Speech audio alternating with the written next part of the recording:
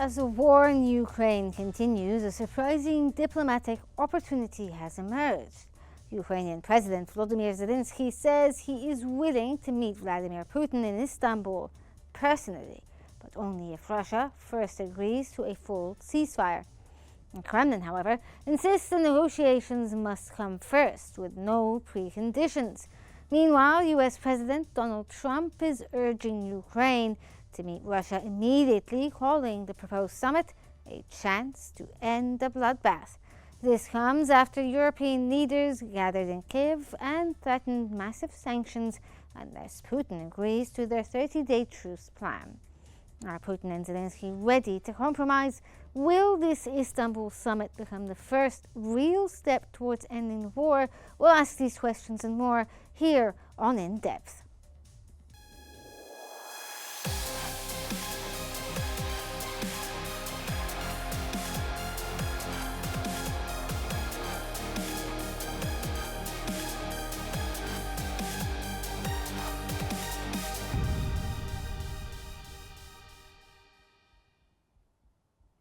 The New York Times has reported that a diplomatic standoff is intensifying as Ukrainian President Volodymyr Zelensky and Russian President Vladimir Putin spar over terms for peace negotiations. Zelensky expressed willingness to meet Putin in Turkey, but insisted on a ceasefire before any talks begin. However, Putin proposed direct talks without halting hostilities.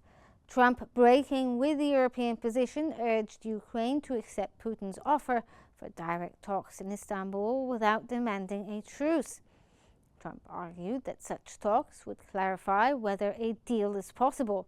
This undermined the efforts by France, Germany, the UK and Poland, who had jointly given Russia until Monday to agree to a 30-day ceasefire or face new sanctions. The newspaper added that Zelensky responded by stating he would personally attend the proposed Istanbul talks, though he repeated the calls for a truce. European leaders remain firm: no talks without a ceasefire.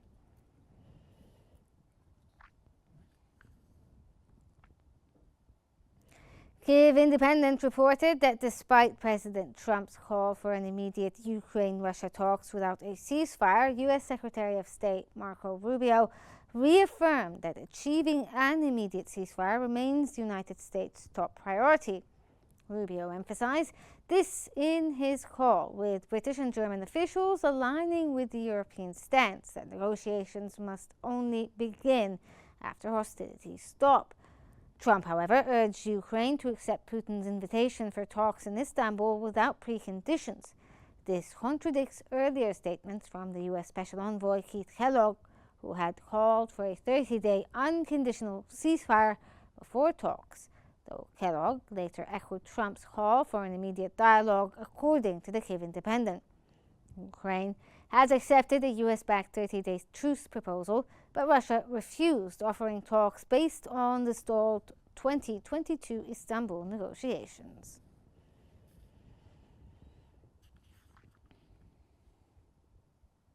Zelensky agrees to a direct meeting with Putin in Istanbul on the condition that Russia agrees to a ceasefire. Trump urges Ukraine to drop preconditions and negotiate immediately. In a dramatic shift, Russian President Vladimir Putin has publicly invited Ukrainian President Volodymyr Zelensky to meet in Istanbul on Thursday. Zelensky said that he still hopes for a ceasefire with Russia and that he will be waiting for Putin in Turkey personally after the US President Donald Trump insisted Ukraine accept Russia's invite. The announcement came after European leaders gathered in Kiev and proposed a 30-day ceasefire beginning May 12th, while Moscow effectively rejected the proposal and called for direct negotiations instead. It was not clear if Zelensky was conditioning his presence in Turkey on the ceasefire holding, and there was no immediate comment from the Kremlin on whether Putin would go. Moscow, while open to talks, insists that negotiations must happen without preconditions. Trump started urging Ukraine to accept Russia's offer, saying in a post that they must have the meeting now. and warned that prolonging the war would only increase casualties. His position diverges from that of European allies, who stress that only a ceasefire can create space for diplomacy. Meanwhile, in London, European foreign ministers are meeting to bolster European security and respond to Russia's actions. As the world watches, questions mount. Will Putin and Zelensky meet directly in Istanbul? Will they compromise? And is peace finally within reach? For more analysis, we're joined from Kiev by Qnews advisor at the Ukraine National Center, and from New York by Irina Tarkaman, the political researcher. Thank you both for joining us. Mr. Urs, let's start off with you. President Zelensky has declared his readiness to meet Vladimir Putin in Istanbul on Thursday, stressing a need for a full ceasefire. From your perspective, does this proposal represent a genuine turning point in this war, especially that if it happens, would this be the first time the two leaders would meet in person, face-to-face, since this war? Greetings to you, Reham. Greetings to guests from New York, and of course, greetings to audience. You know, I have a feeling that we are watching something like a theater game where there is only one main spectacular. It's Donald Trump. So, at first, European leaders, together with President Zelensky, made a call to President Trump and said that let's create a tension in Russia. Let's talk about 30-day ceasefire agreement. After that, President Putin made a speech at approximately 2 a.m., so not absolutely night in Moscow, but a good time for Donald Trump, in which President Putin said that we will not start a ceasefire, but I'm ready to meet President Zelensky at the Istanbul on the 15th of May. And it seems like a football game when at first the ball was on Ukrainian side, then we move it to Russian side, and now Russia returned to Ukraine. After that, President Zelensky made another statement. Okay, President Zelensky will be on the 15th of May in Istanbul, but at first ceasefire. Donald Trump immediately write that, you should meet with, at first Donald Trump write that you should meet with President Putin, and then was reaction of President Zelensky, so such course of events. But after the statement of President Zelensky and said that I'm ready to personally meet with President Putin, but only after ceasefire, we received several statements about ceasefire, both from European partners, from Turkey, where this meeting should be, and even Kit Kellogg, the special ally of President Trump, he said that yes, it should be ceasefire. That's why now we see some controversy in U.S. position, because Donald Trump and Marco Rubio said that the meeting should be. Kit Kellogg said that it should be ceasefire. European leaders say that it should be ceasefire. Several hours ago, Germany made a clear statement that till the end of this day, it should be a statement about ceasefire. So now we are waiting what will be the next step, because we see that every day bring to us something new. But as of me, I think that President Zelensky will be in Istanbul by all means, and whether President Putin will be in the city, I'm not sure, because President Putin try not to visit foreign countries with whom Russia don't have a land border, and that's why President Putin was in China and Mongolia as well. So we will see. Thank you. Okay, Mr. Zuckerman, what about you? Do you agree with Mr. Urs that this is all sort of a show for President Trump? And how do you explain Putin's readiness to negotiate at this stage? Is it also for the benefit of the U.S. and having, better relations with the U.S. and, de-icing, I suppose, what's been happening in the past 3 years or so? Thank you so much. I think Donald Trump is certainly a large part of the calculus, but I also think there is a bigger play at calling Putin's bluff, because I personally don't think he's going to show up. And in some ways, this is a risky gambit for Zelensky if Putin were to show up, because unless such a meeting were to be carefully calibrated, it could be almost seen as a political sacrilege. But because the official line from Ukraine has been that there is nothing to discuss without a ceasefire. However, that condition has not actually changed. Ukraine still expects a ceasefire and still views a high-level meeting potentially as an opening to that ceasefire to make that demand in person. I don't believe, however, that a high-level meeting will happen without Russia's preconditions because Russia is not interested in making peace. Yeah, but the Russians have already said that they're not interested in the precondition of a 30-day ceasefire. If this doesn't happen, will President Zelensky still show up to Istanbul? Well, he's planning to be in Turkey regardless, but yes, he is giving Putin that one last chance to show that he is open to a discussion. If he doesn't show up, it's going to be made very clear that even that he's willing to ignore a meeting that he has been calling for himself for years.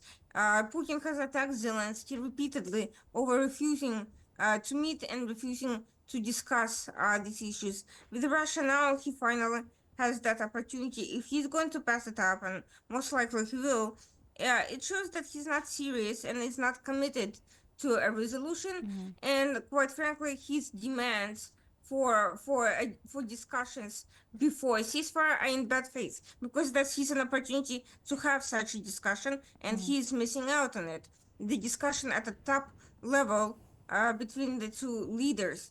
I think that's a very generous step and a very bold step from the Ukrainian president. And I think the fact that Donald Trump reacted to this offer by pushing Ukraine rather than calling on Putin to take up this opportunity is in itself very telling, which is why I'm saying that this play is not just about Donald Trump. It's about all the people who were claiming that Trump is a peacemaker who wants to end the war quickly. If that were the case, Trump would be pushing Putin to meet Zelensky immediately. Okay, Mr. Rus, let me ask you the same question here. Now, Zelensky and the Europeans have tied the meeting to a complete cessation of hostilities with a 30-day truce, but Moscow again insists that no preconditions should, be at the table before the negotiations. Do you think that the possibility of peace is still there, and do you think that Zelensky is going to show up to the table and try to negotiate the fundamental terms for an actual ceasefire? Reham, I think that, of course, it's a game, as we say, as some show, but we don't have a feeling that Russia is ready to make ceasefire, as Russia is ready to stop something. Russia shows that they prepared good forces for summer attack on Ukraine, more serious than in previous periods. So now they're accumulating forces. And due to that moment, due to the moment that, after those talks about Istanbul meeting between President Zelensky and President Putin, but as I said, it's only in theory now, we hear reaction from some representatives of Russian army who directly said that in case of their meeting and in case of ceasefire, there should not be ceasefire, that Russian army should, in that case, said that they have traders in that country, including President Putin, and that can make some very unpleasant to President Putin deeds from them. I mean that they could repeat something that Yevgeny Prigozhin made in 2023 when he accused Russian political government, first of all, the Minister of Defense of Russia, Shoigu, in the fact that he have a bad attitude to war, that he make war in the wrong way. That's why he said that they want to have, as I said, some riot.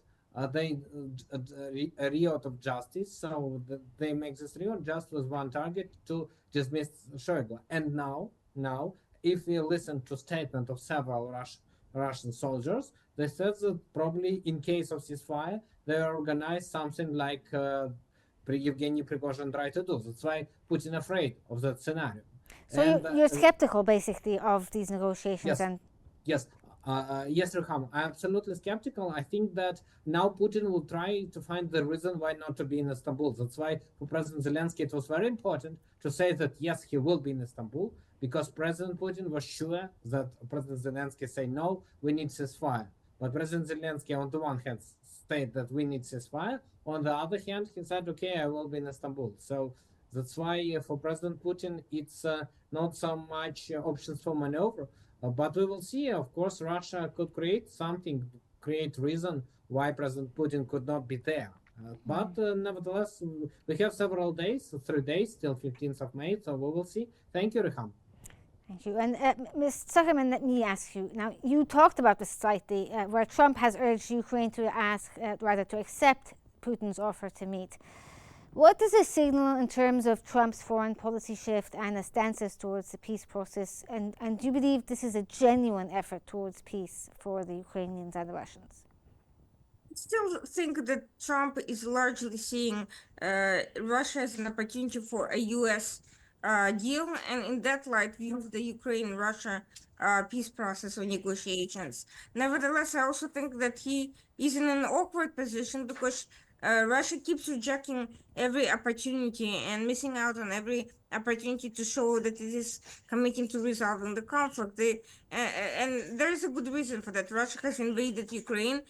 It has hegemonic goals. So why should it be committed to peace? If it wanted peace, it would have resolved the issue long before Donald Trump came to office. So of course, from that perspective, Russia is going to be a very reluctant customer. But the fact that Trump nevertheless continues siding with Putin even after repeated rebuffs, and the fact that the sanctions are still in the talking stage as opposed to being used as serious leverage, first impose sanctions and then let Russia earn their way out of it by taking steps towards peace, that shows that Trump is still holding on to the illusion that there's something, any business to be done with Putin, either between US and Russia or Ukraine and Russia.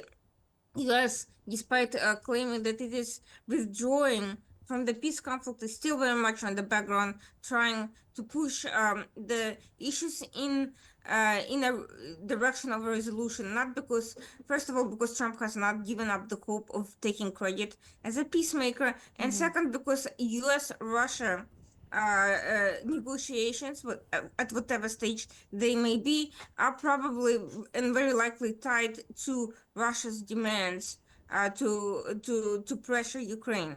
And that is what we're seeing play out, which is, once again, I'm underscoring the importance of broader message by President Zelensky to audiences outside Donald Trump himself, to his supporters, many of whom did genuinely believe in peace and certainly believed in Trump's own rhetorical line, which is unraveling before our eyes.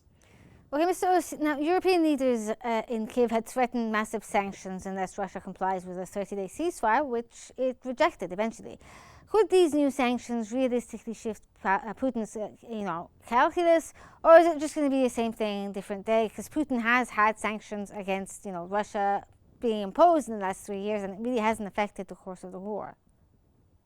The sanctions are not going to stop the war, but they are going to make it significantly more difficult to wage that war by cracking down on any, basically any loopholes that have allowed Russia to obtain the components it needed to engage in economic relations with other countries, and it would further strain its economy, force a different reallocation of resources, and give Ukraine an economic advantage in the war, which is badly needed.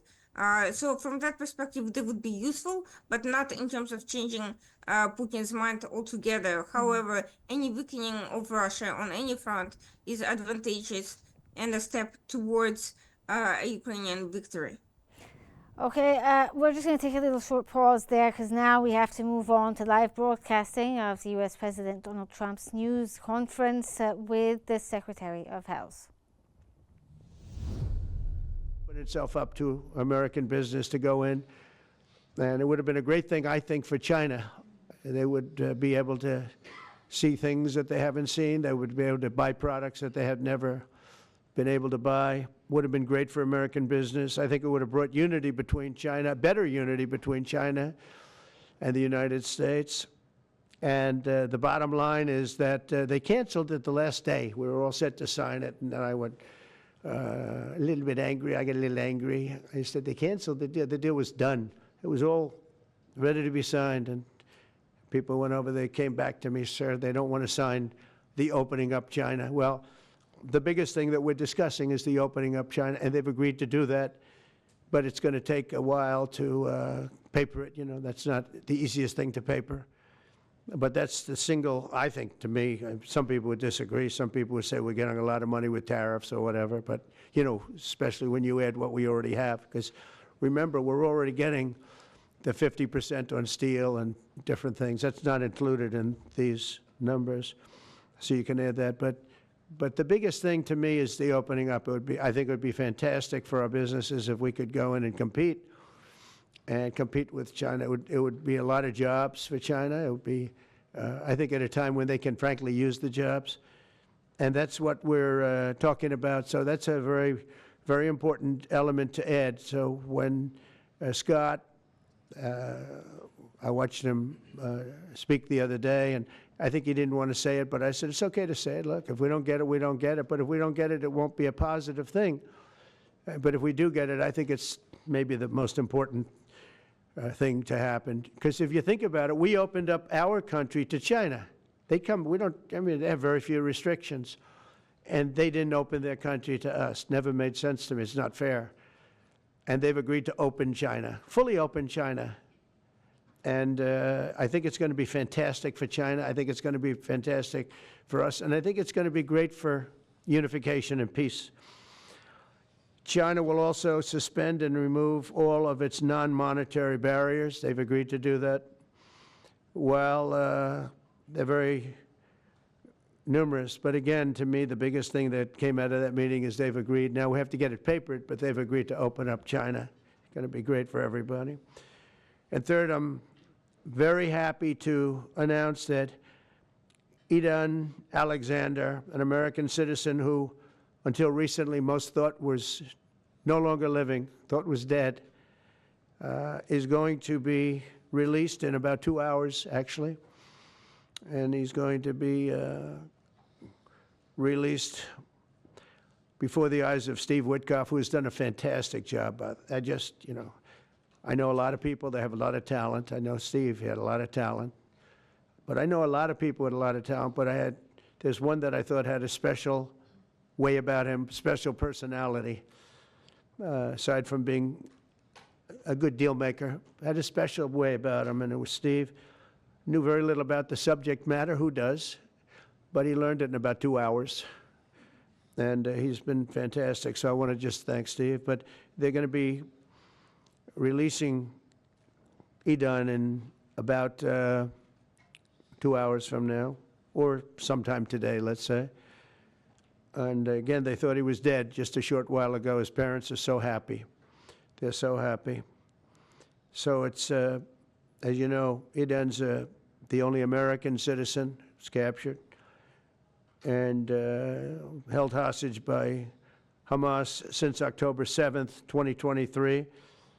And he's coming home to his parents, which is really great news. I mean, to me, it's big news. They thought he was dead. So that's that. So we'll be heading there, and we'll be seeing 3 primary countries. You know all about that: Saudi Arabia, UAE, Qatar. On Thursday's meeting with Russia and Ukraine is very important. I was very insistent that that meeting take place. I think good things can come out of that meeting. Stop the bloodshed of the horrible. It's a bloodbath. But that 5,000 more, it's really much more, I'm trying to be conservative, more than 5,000 soldiers. Russian, they're not American soldiers, they're from Russia, they're from Ukraine, but they're people. They're human souls, and they're being killed at levels that we haven't seen since the Second World War. And it's every week. A lot of drone fighting. It's a whole new form of warfare, and it's violent and vicious. And so that's it. I'd like to go back to China just for a second. They're very heavy on the fentanyl. We're charging them, as you know, 20% for the fact that they send fentanyl into our country. And they've agreed that they're going to stop that. And, you know, they'll be rewarded by not having to pay, hundreds of billions of dollars in tariffs. So the fentanyl should stop. It comes from China. It's amazing. and comes through our southern border, comes through our northern border too, comes through Canada, and comes through our southern border, much more through the southern border.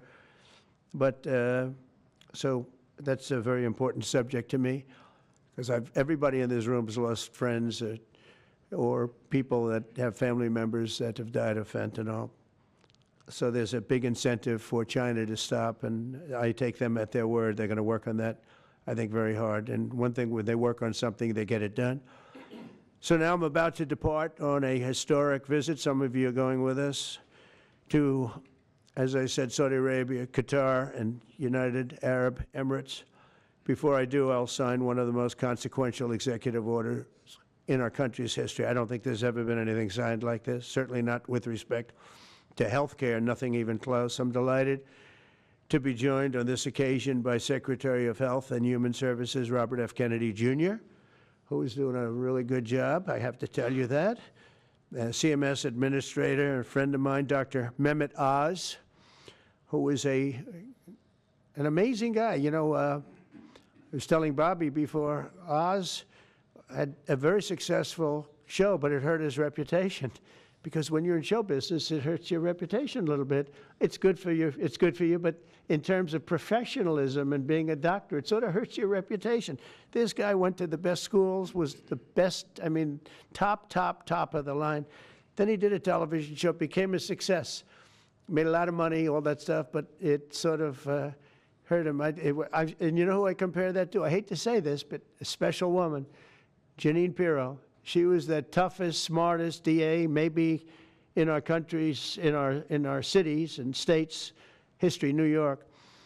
She was really tough, really sharp. Then she did a show, and people didn't think of her quite the same way. She became more of an entertainment person, like Oz. Oz is not an entertainer. He's not really an entertainer, if you know the real story. And she isn't either. She is unbelievable. She was one of the strongest district attorneys in the history of New York, highly respected, very tough, went after the drug dealers at a level that you don't see today anymore. And hopefully she's given up a tremendous, she's leaving the #1 show on cable television, one of the #1 shows on television, period, The Five, but they've got great people left behind, but she was a big part of it. And so I equated to that. Jeanine Pirro is unbelievable.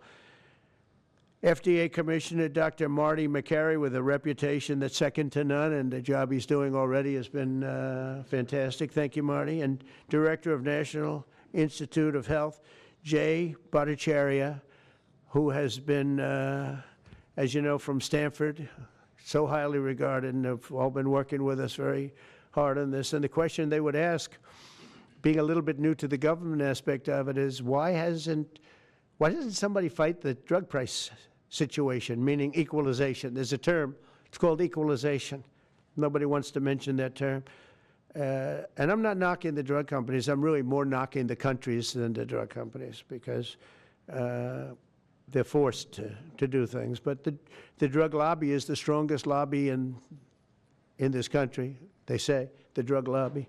It's between that and lawyers, and they have a lot of power. But starting today, the United States will no longer subsidize the health care of foreign countries, which is what we were doing. We're subsidizing others' health care. Countries where they paid a small fraction of what, for the same drug, that what we pay many, many times more for. And will no longer tolerate profiteering and price gouging from Big Pharma. But again, it was really the countries that forced Big Pharma to do things that, frankly, I'm not sure they really felt comfortable doing. But they've gotten away with it, these countries. European Union has been brutal. And the drug companies actually told me stories. It was just brutal how they forced them. And European Union suing all our companies, Apple, Google, Meta. They're suing all of our companies. They end up, they have judges that are European Union-centric, and they get rewarded $15 billion, $17 billion, $20 billion, and they use that to run their operation. Not going to happen any longer, that I can tell you. So what's been happening is we've been subsidizing other countries throughout the world, not just in Europe, throughout the world. European Union was the most difficult from what I understand. I mean, I'll tell you a story. A friend of mine who's a businessman, very, very, very top guy. Most of you would have heard of him. A highly neurotic, brilliant businessman, seriously overweight, and he takes the fat shot drug.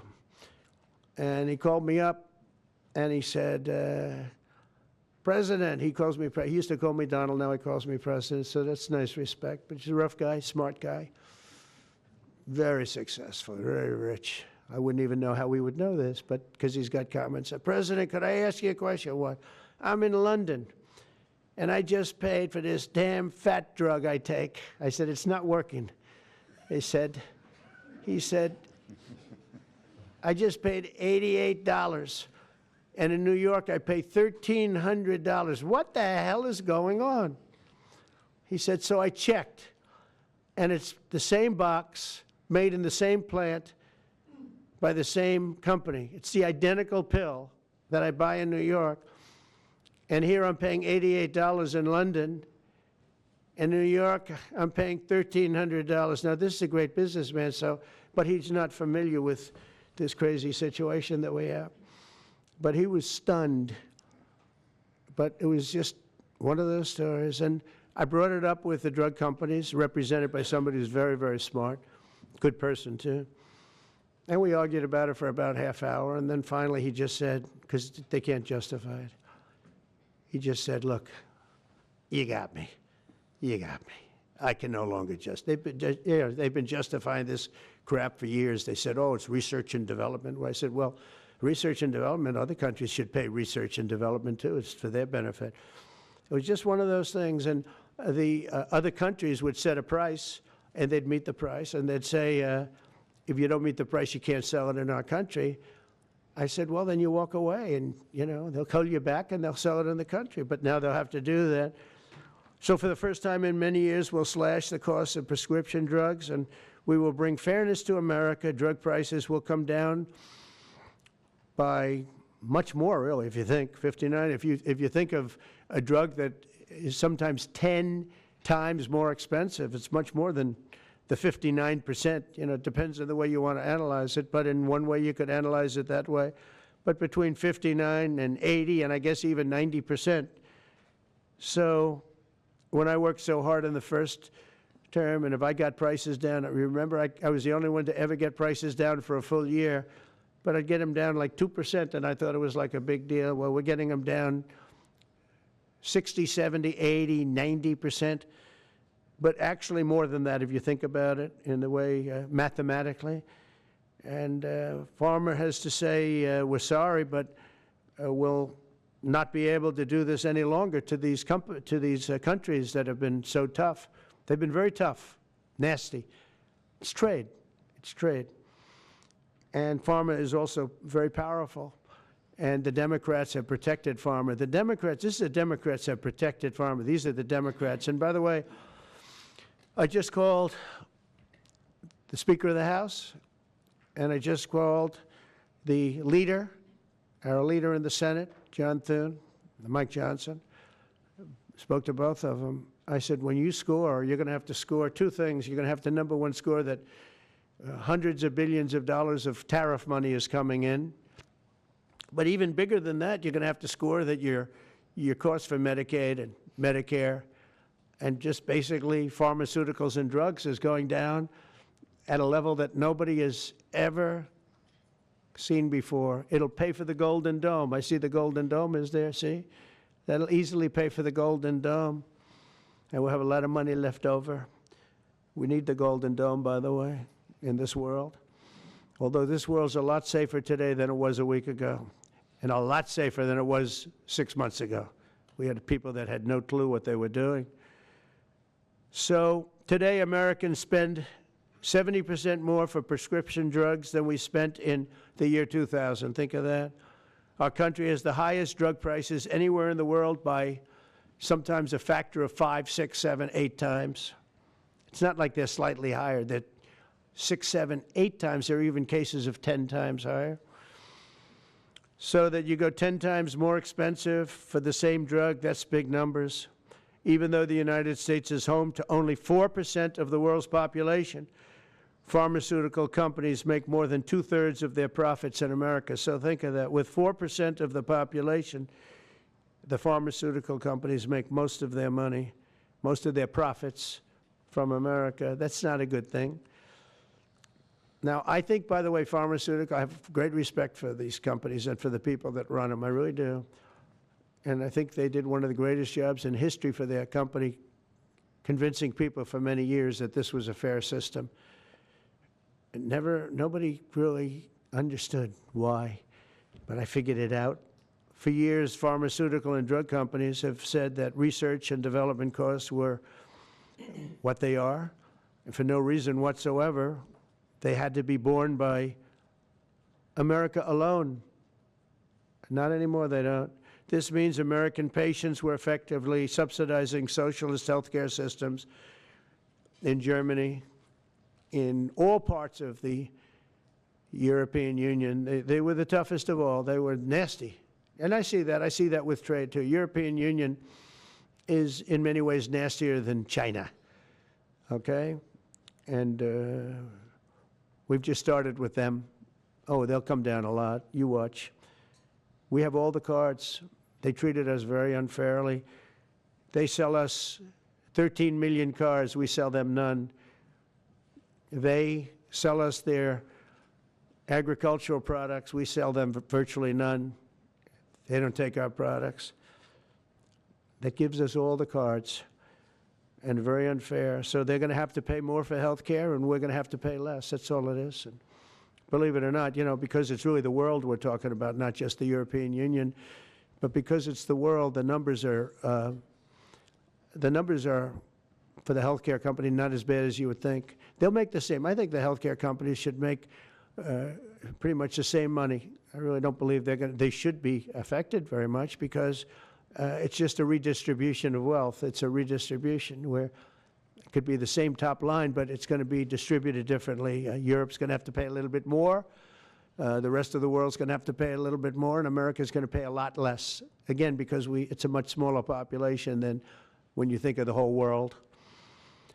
So basically what we're doing is equalizing. There's a new word that I came up with, which I think is probably the best word. We're going to equalize, where we're all going to pay the same. We're going to pay what Europe's going to pay. We're going to all pay. Now, there may be some countries in dire need, and I would be willing to sacrifice that and help them. But it's called most favored nation. We are going to pay the lowest price there is in the world. We will get whoever is paying the lowest price.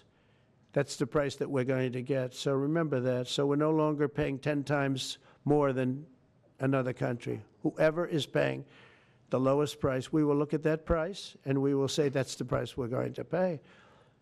Most favored nations. That's what it is. One breast cancer drug costs Americans over $16,000 per bottle, but the same drug from the same factory, manufactured by the same company, is 1/6 that price in Australia and 1/10 that price in Sweden. 1/10 for the identical product.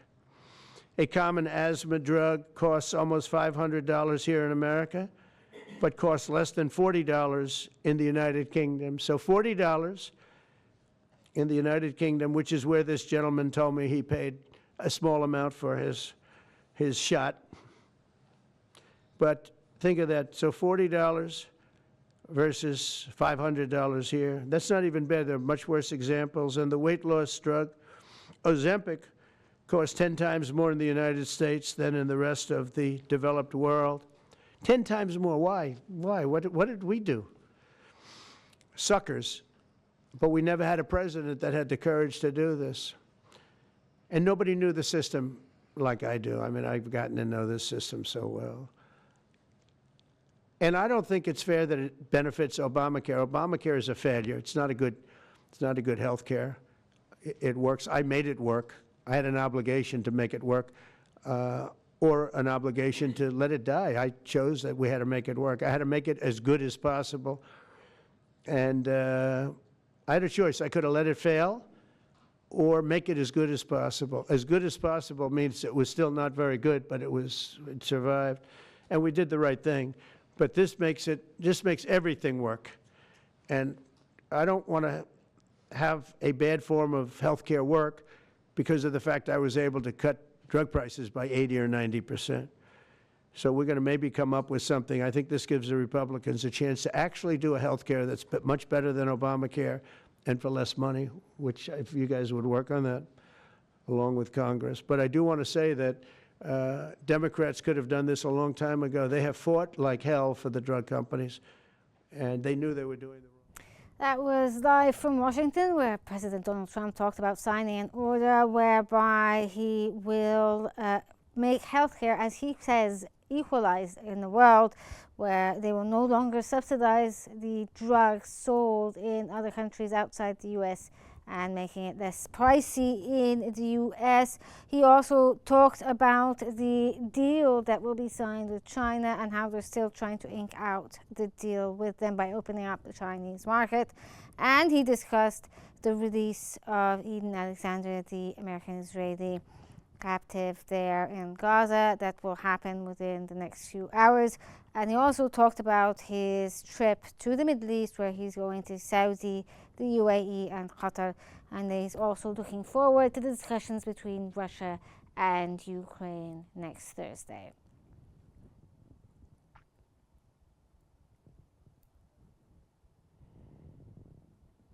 And that brings us to the end also of In Depth, and we had with us Ms. Ivan Ust, advisor at the Ukraine National Center, and Ms. Irina Zuckerman, the political researcher. Thank you for your insights. That concludes this episode of In Depth. Thank you for watching. I'm Ham Morsi. Stay tuned for more on Qnews.